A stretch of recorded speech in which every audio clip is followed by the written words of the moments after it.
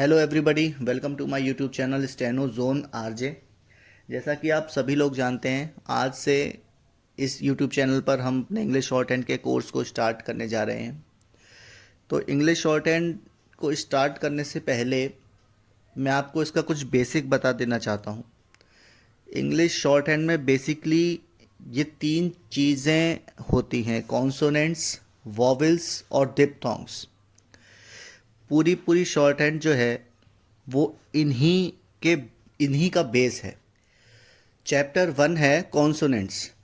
जैसे किसी भी लैंग्वेज को सीखने से पहले, जैसे फॉर एग्जांपल हम हिंदी सीखते हैं या इंग्लिश सीखते हैं। हिंदी में हम सबसे पहले सीखने से पहले वर्ण सीखते हैं। इंग्लिश में हम ABCD सीखते हैं, जिसको अल्फ़ाबेट्स कहते हैं। उसी प्रकार से शॉर्ट हैंड को सीखने के लिए सबसे पहली चीज़ जो है वो होते हैं कॉन्सोनेंट्स। जैसे कि इंग्लिश लैंग्वेज में अल्फ़ाबेट्स की टोटल जो नंबर है वो 26 होता है। शॉर्ट हैंड में इन कॉन्सोनेंट्स की टोटल नंबर जो है वो 24 होता है। इन कॉन्सोनेंट्स को हम स्ट्रोक्स भी कहते हैं। 4 स्ट्रोक्स को इन 4 पार्ट्स में डिवाइड किया हुआ है। पहले होते हैं straight downward strokes. Straight downward strokes का मतलब कि इनकी जो डायरेक्शन है वो नीचे की तरफ होती है, डाउन की तरफ होती है इनकी डायरेक्शन। इस प्रकार के जो स्ट्रोक्स होते हैं वो टोटल होते हैं 6।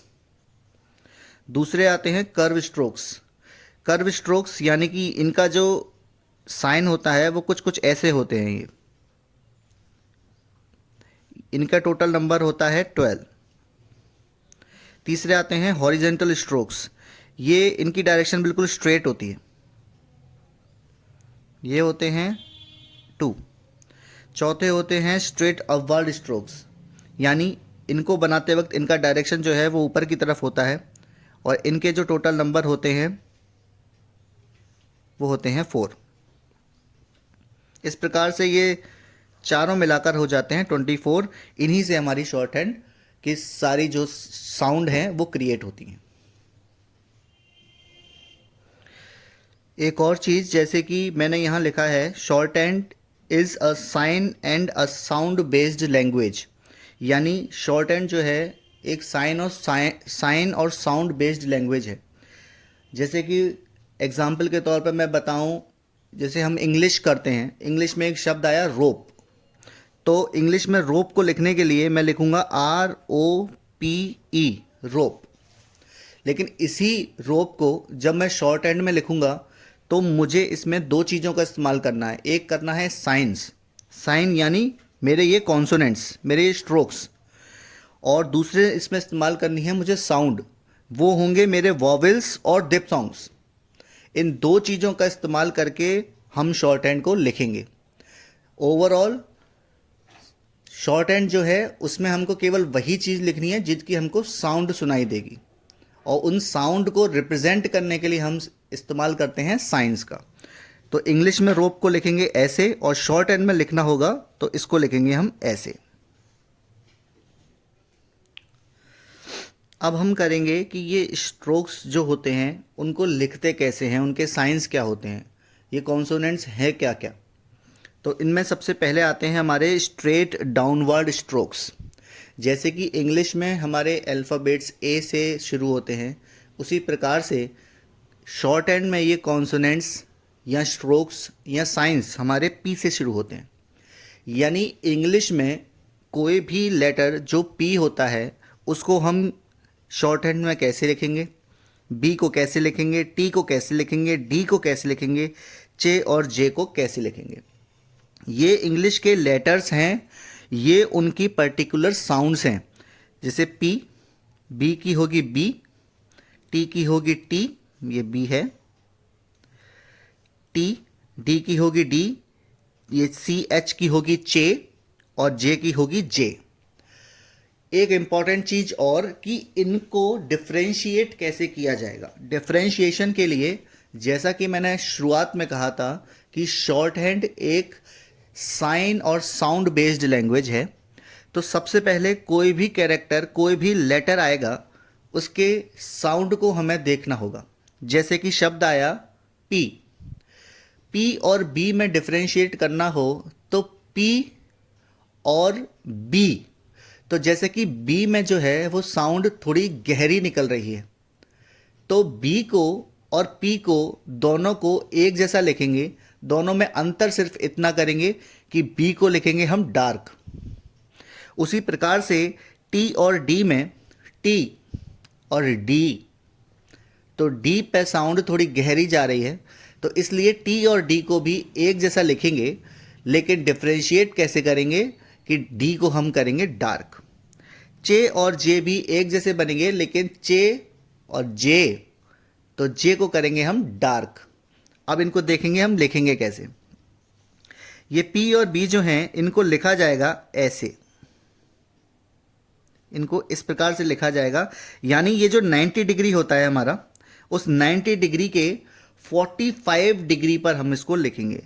तो ये पी भी ऐसे लिखा जाएगा, बी को डार्क करके लिखा जाएगा। तो इस पे हम लिखेंगे यहां पर लाइट। पी और बी एक जैसे बनेंगे, लेकिन ये बनेगा लाइट और ये बनेगा डार्क। उसी प्रकार से टी को बिल्कुल परपेंडिकुलर बनाएंगे और ये बनेगा कैसा, लाइट। उसी प्रकार से डी भी इसके जैसे ही बनेगा, लेकिन ये बनेगा डार्क। चे को जो है इसको इस प्रकार से बनाया जाएगा और ये बनेगा हमारा 30 डिग्री पर, परपेंडिकुलर के 30 डिग्री पर बनेगा और ये होगा हमारा लाइट। जे जो है उसको डार्क बनाया जाएगा और ये बनेगा हमारा डार्क। तो इस प्रकार से हमारे ये स्ट्रोक्स बनेंगे, straight upward strokes, straight downward strokes. और इन सभी की जो डायरेक्शन है वो होगी नीचे की तरफ, ऊपर से नीचे, क्योंकि इनका जो नाम है, इनका नाम ही है स्ट्रेट डाउनवर्ड स्ट्रोक्स। सबकी डायरेक्शन होगी नीचे की तरफ। साउंड होगी पी, बी, टी, डी, चे, जे, डायरेक्शन हो गए नीचे की तरफ, और लाइट और डार्क का ध्यान रखना होगा।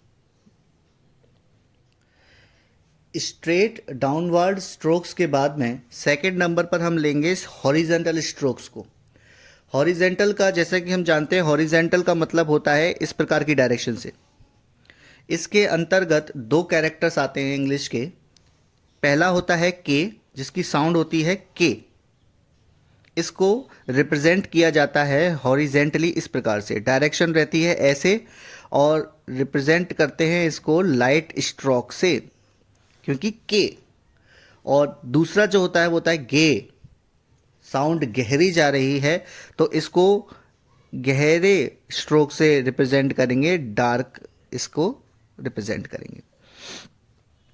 तो अभी तक हमने टोटल 8 स्ट्रोक्स के बारे में जाना। पहले जो थे वो थे स्ट्रेट डाउनवर्ड स्ट्रोक्स, जिसके अंतर्गत पी, बी, टी, डी, चे, जे थे। और हॉरिजेंटल स्ट्रोक्स में मेरे दो थे के और गे। तो टोटल हमने अभी तक 8 स्ट्रोक्स के बारे में देख लिया है। अभी हमने इन 2 स्ट्रोक्स को कर लिया है, 2 प्रकार के स्ट्रोक्स को कर लिया है। बाकी बचे स्ट्रोक्स कॉन्सोनेंट्स के बारे में, जिसमें हमारे स्ट्रेट अपवर्ड स्ट्रोक्स और कर्व स्ट्रोक्स बचे हैं। यानी कि टोटल हमारे अभी 24 में से हमने 8 को कर लिया है। इसके अलावा हमारे 16 स्ट्रोक्स अभी और बचे हैं। इनकी बारे में हम जो है अगली क्लास में देखेंगे। तो यदि आपको मेरी ये क्लास पसंद आई हो, मेरा इनिशिएटिव पसंद आया हो, मेरे वीडियो को लाइक कीजिए और मेरे चैनल के साथ बने रहने के लिए मेरे चैनल को सब्सक्राइब कीजिए। Thank you.